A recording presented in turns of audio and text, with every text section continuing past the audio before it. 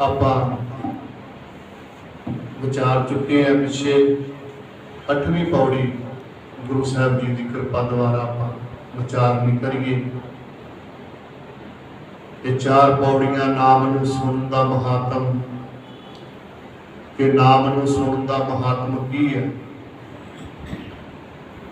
फिर 4 पौड़ियां साहब जी कहणगे कि नाम नूं सुन के मनण दा जे को मन लवे ते मन्ने की गत कही ना जाए। सब तो वध गुरु साहब जी ने बाणी नूं सुनना ते सुन के मनना, इत्ते पातशाह ने बहुत जोर दिता, क्योंकि साडा जीवन उदों ही बदलेगा जदों असीं प्यार दे नाल बाणी नूं सुनने आ। कईयां दी सारी जिंदगी गुरु घर आउंदियां लंघ जांदी है पर जीवन नहीं बदलता। उत्थे खड़े रहते हैं जिथे खड़े सी। अमृत छक लिया, गुरु घर भी रोज आउंदे, कई ते बाणी भी पढ़ते, पर जिद्दां दा उन्हां दा कार विहार पहला सी समाज दे विच घर बार विच उसे तरह का वरतीरा रहिंदा है, बदलाव कोई नहीं आउंदा। ते बाणी ते इस करके पढ़नी है भी साडे जीवन दे विच रूहानीयत आवे, गुण आउण। सतगुर कहिंदे कि तां आउणगे गावीए सुणीए मन रखीए भाव। जे प्यार दे नाल सुण लवे गा लवे ते जिन्हां ने सुणिया फिर उन्हां नूं की बरकतां मिलियां ने, वो पातशाह इन्हां 4 पौड़ियां च सानूं बख्शिश करे। हुण सिद्धा ने वचन कहा, सिद्ध कहंदे हे वाहिगुरु धन गुरु नानक साहब जीओ,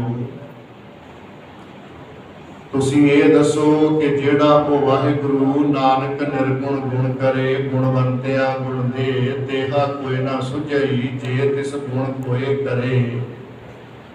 उस वाहिगुरु दे नाम नूं सुणन दे नाल की रहमतां मिलदियां ने, वो भी आप जी दसो। हुण साहब जी बख्शिश करन लगे। सुनिया सिद्ध पीर सुरनाथ, सुनिया ये आप जी थोड़ा जिहा समझियो। अनजान संगत पाठ जदों करदी है तो सुनिए पाठ करदी है, सुनिए गुरु पाप का नाश।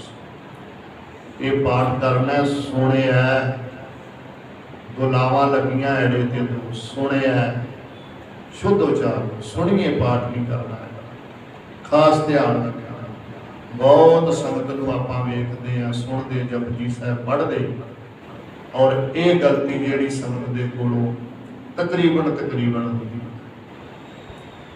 और गुरबाणी की एक एक लग मात्र बहुत कीमती है, बहुत ज़्यादा कीमती है। बाणी नूं शुद्ध पढ़ना बहुत लाजमी है। मैं छोटी जी आप जी नूं इत्थे विसाखी दसां। दमदमा साहिब की धरती, कलगीधर पातशाह दीवान सजिया होया, संगत सजी हुई है। एक सिंह बाणी पढ़ रहा है गुरु की, ते बाणी चल रही है, करते की मित करता जाने, कै जाने गुरसूरा। उस सिंह ने पढ़िया जी के जाने गुरसूरा, गुला हटा के ला कली ला ही बोली। किन्ने महने रखते नहीं, एक एक लग मात्र। मैं वो बेनती कर लगी। कलगीधर ने एक सिंह नूं आख्या, कहंदे सिंघा जा ओ जेड़ा सिंह बाणी पढ़ रहा है ना, ओदे मूंह ते थप्पड़ मार के। हुण एक पासे ते पातशाह कहंदे बाणी पढ़न वाले दा सत्कार करना है, क्योंकि उन्होंने खुद किया है। वो सिंह गया, उन्हें जाके थप्पड़ मारिया बाणी पढ़न वाले दे। चलो दीवान समाप्त होया। बाद विच ते जिस सिंह दे थप्पड़ वजा ते वो पातशाह नूं आके बेनती करन लगा, कहंदा महाराज जी आप जी कहते हो कि बाणी पढ़न वाले का रुतबा बड़ा वड्डा है, सत्कार करना चाहिए। पातशाह मैं बाणी पढ़ी ते मेरे मूँह ते थप्पड़ मारिया है, की गल? सतगुर कहते सिंघा भाई तू पढ़ की रहा सी, तू ते गलत पढ़ रहा सी। बाणी साडी अंग ने, ये बाणी गुरु नानक साहब जी दे अंग ने, धन गुरु अर्जन साहब जी दे अंग ने, ते तू साडे अंग ही तोड़ी जाना। पातशाह की गणती होगी, ते साहब कहन लगे भई सिंघा तू पढ़ रहा सी के करते की मित करता जाने, के जाने गुरसूरा जद के बचन है, कै जाने गुरसूरा के वो जिहड़ा वाहिगुरु है ना, ओदी हस्ती नूं ਜਾਂ ਤੇ ਉਹ खुद जानता है ते ਜਾਂ फिर गुरु जानता है, क्योंकि निर्गुण आप सरगुण भी ਉਹੀ। निर्गुण ਉਹ है, ਉਹਦਾ स्वरूप सरगुण गुरु है। ਜਾਂ ਉਹ ਜਾਣਦਾ है अपनी हस्ती ਨੂੰ, ਜਾਂ गुरु सूरमा जानता है। ਤੇ ਤੂੰ ਕਮਲਿਆ ਪੜ ਆਇਆ ਵੀ ਕੀ ਜਾਣੈ ਗੁਰਸੂਰਾ ਕੇ ਵਾਹਿਗੁਰੂ ਦੀ ਹਸਤੀ ਨੂੰ ਕੇਵਲ ਵਾਹਿਗੁਰੂ ਜਾਣਦਾ, ਗੁਰੂ ਨਹੀਂ ਜਾਣਦਾ। ਤੇ ਜੇ ਗੁਰੂ ਉਹਦੇ ਬਾਰੇ ਜਾਣਦਾ ਕੁਛ ਨਹੀਂ ਤੇ ਪਾਰ ਕਿਵੇਂ ਲਾਏਗਾ। ਬਾਣੀ ਤੇ ਕਹਿ ਰਹੀ ਹੈ ਗੁਰ ਪਰਮੇਸ਼ਰ ਏਕੋ ਜਾਣ, ਬਾਣੀ ਤੇ ਕਹਿ ਰਹੀ ਹੈ ਗੁਰੂ ਦੇ ਵਿੱਚ ਤੇ ਉਸ ਅਕਾਲ ਦੇ ਵਿੱਚ ਭੇਦ ਹੀ ਕੋਈ ਨਹੀਂ। ਤੇ ਤੂੰ ਤੇ ਬਾਣੀ ਦੇ ਅਨਰਥ ਕਰੀ ਜਾਂਦਾ ਹੈ। ਕੀ ਜਾਣੈ ਗੁਰਸੂਰਾ, ਕਹਿ ਜਾਣੈ ਗੁਰਸੂਰਾ ਪੜੇਗਾ ਤੇ ਭਾਵ ਹੈ ਕਿ ਰੱਬ ਦੀ ਹਸਤੀ ਨੂੰ ਜਾਂ ਰੱਬ ਜਾਣਦਾ ਹੈ ਜਾਂ ਗੁਰੂ ਜਾਣਦਾ ਹੈ, ਤੀਸਰਾ ਨਹੀਂ ਜਾਣਦਾ। ਤੇ ਉਹਦੇ ਉੱਤੇ ਇੱਕ ਲਾਂ ਹਟਾਉਣ ਦੇ ਨਾਲ ਅਰਥ ਬਣ ਗਿਆ ਜੀ ਉਹਦੀ ਹਸਤੀ ਨੂੰ ਉਹੀ ਜਾਣਦਾ, ਗੁਰੂ ਨਹੀਂ ਜਾਣਦਾ, ਭਾਵ ਕੋਈ ਵੀ ਨਹੀਂ ਜਾਣਦਾ।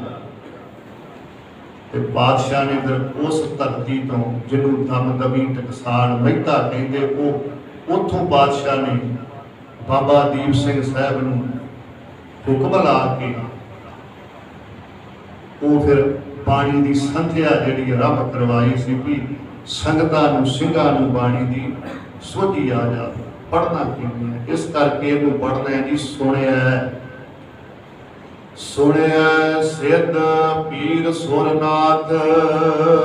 ਜੋਗੀ ਜੀ ਤੁਸੀਂ ਕਹਿੰਦੇ ਹੋ ਬਾਣੀ ਪਰਮੇਸ਼ਰ ਦਾ ਨਾਮ ਸੁਣਨ ਦੇ ਨਾਲ ਕੀ ਬਰਕਤਾਂ ਮਿਲਦੀਆਂ ਨੇ, ਤੇ ਸਾਹਿਬ ਕਹਿੰਦੇ ਜਿਹੜੀਆਂ ਪਦਵੀਆਂ ਤੁਸੀਂ ਹਾਸਲ ਕਰਕੇ ਬੈਠੇ ਹੋ ਨਾ, ਸਿੱਧ